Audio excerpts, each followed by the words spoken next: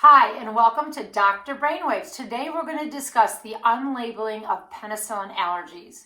By that, I mean we're going to look at the reevaluation of people who have a history of reported penicillin allergy. That is the thing, isn't it? Reporting penicillin allergy, because lots of our patients will report to us that they have a penicillin allergy. The first point of clarification is distinguishing between a side effect and a true allergy. And the reason why that's extremely important is because an allergy means that you could die if you ingest it, no matter what it is. If it could be a food, or in this case, penicillin, if you ingested it, you're going to die. That is an allergy. If, however, every time you ingest penicillin, you get tummy issues, you get abdominal distension, bloating, diarrhea, or any of these other symptoms that are associated with it, that would be considered a side effect. You can also have a side effect of breaking out in red rash or red raised bumps on your skin.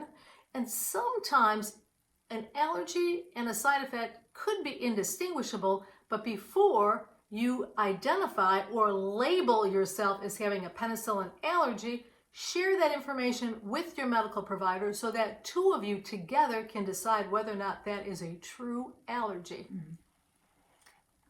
The important thing regarding that is because many people will tell us that they do have an allergy to penicillin or to another medication, and it may not be a true allergy.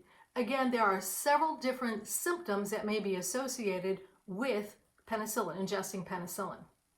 So, we would like to take a really excellent look at identifying how to unlabel penicillin allergy.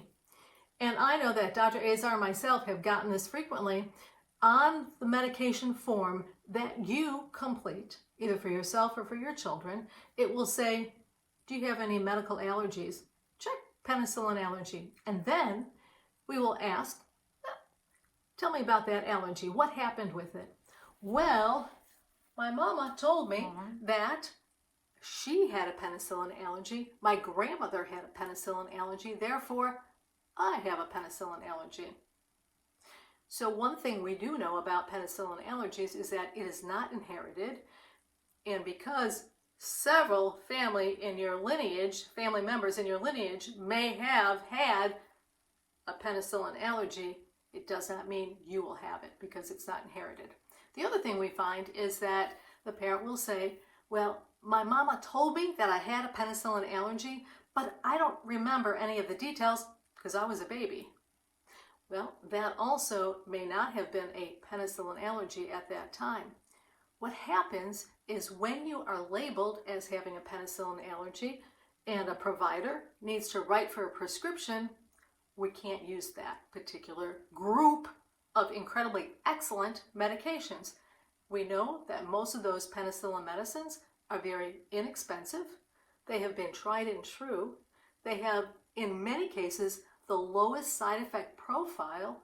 And when we can't use those, we have to go to a much more expensive medication, and we can cause something in the medical literature we refer to as resistance if we are using a medicine over and over again for, and that's a whole nother topic, but for a viral infection as opposed to a bacterial infection.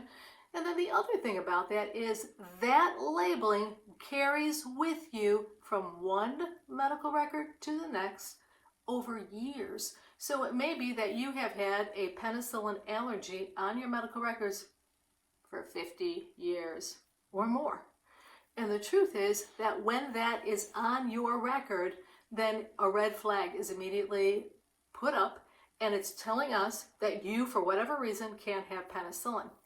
That is also on your pharmacy records. So the pharmacist will also red flag you that if any medication is called in or electronically prescribed and it says it has a penicillin moiety in it or it's a penicillin-based medication, immediately we will get a call back and they will tell us you cannot have that medication. Well, what can we do about that? Well, the first thing we can do about that is to get a very clear history. And as an allergist, that's one of the things that we have done for decades, and that is to identify exactly what happens when you ingest a particular medication, in this case penicillin. The second thing that we can do is that we can actually do testing. We can do simple testing in the office that we call skin prick testing, which just means that you prick the skin with a couple of different types of penicillin-based medications, and we will do it in your low arm and probably in your upper arm. We'll wait an X amount of time, and we will identify whether or not there is a reaction to that area. If there is a reaction in that area, then what we will do is, in almost all cases, is follow that with an oral challenge to the very medicine that you suspected you may not be allergic to, or you suspected you were allergic to, but may not be. So that unlabeling is extremely important, not just for that situation, but also for when you go to the hospital, when you go to the pharmacy, when you need any kind of medication, or particularly an antibiotic. You may not have an antibiotic allergy, such as penicillin. The other thing that has been extremely brought up in medical literature these days is the cost of alternative medications. And if you are hospitalized and you have on your chart that you have a penicillin allergy, then frequently what that means is there is going to be a more expensive antibiotic that's going to be written for you or your family member. And those medications frequently have a greater risk of you having some kind of a side effect from them. In addition, you may actually develop an allergy to that particular antibiotic. And what we have discovered is that hospitalizations, when people use these alternative antibiotics, are typically increased, which means that healthcare dollars go up, which means that your insurance premiums go up because of this, what seems like a very small thing, but it has a very far-reaching effect. And one of the things that Dr. Azar presented initially was that this, in many cases, is a labeling that may not be true and may be extremely unnecessary. So it is extremely important to identify whether or not you have an allergy to penicillin, and remove that label after you've had adequate skin testing done, followed by an oral challenge. And your responsibility is to call the pharmacist and let them know, I am no longer allergic to penicillin, or my child is no longer allergic to penicillin. There is plenty of literature because penicillin is the most common drug allergy in the United States, based on what people have told us.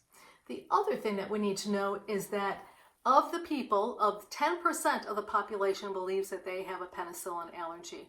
And the truth is that only 10% actually do, meaning that 90% of people who believe they have a penicillin allergy don't. The older literature suggested if there was a 20-year history between when you actually had a reaction to penicillin and today, you may no longer have a penicillin allergy. Now the literature suggests there can only, in some cases, there's only a 10-year. After 10 years, if you had a reaction to penicillin and 10 years later you have not taken that medication, that penicillin-based medication, there is a very high chance that you may not have a penicillin allergy at all. In fact, a 90% chance that you no longer have that penicillin allergy. So that's the reason why it's extremely important to be able to have that evaluated and remove that, unlabel that on your medical record, and on the pharmacy's medical record under your name, as well as when you go to the hospital.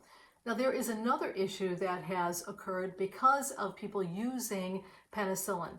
And I don't think that this point can be overemphasized, and that is people taking antibiotics for conditions that will not respond to antibiotics, such as viruses. So viruses do not respond to penicillin or antibiotics at all. And I mentioned this previously, is that the number one reason why medical providers write for antibiotics is because of patient request.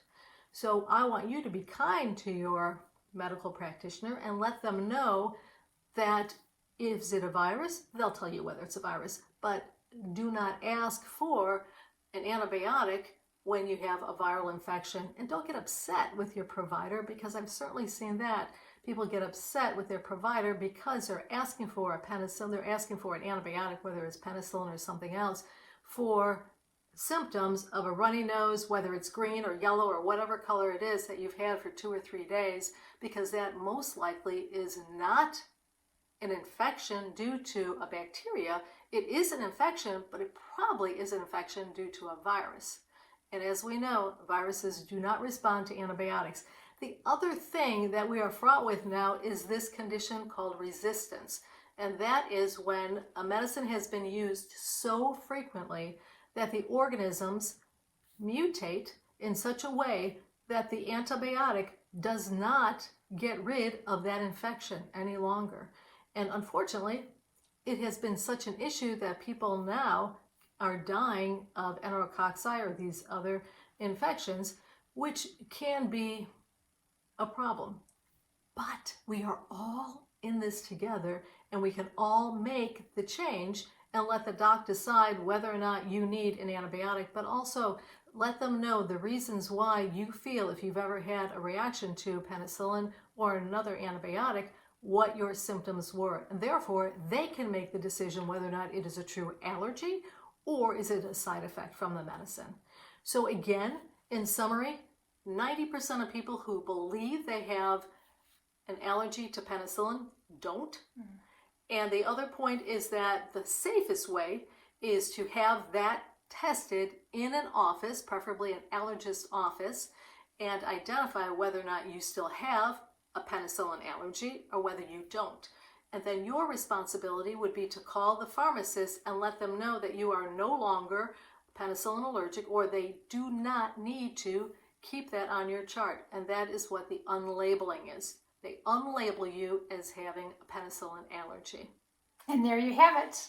Thanks, Dr. Suze. And see our affiliated links on anaphylaxis and our also hot topic of the week, which is going to be the COVID-19 immunization.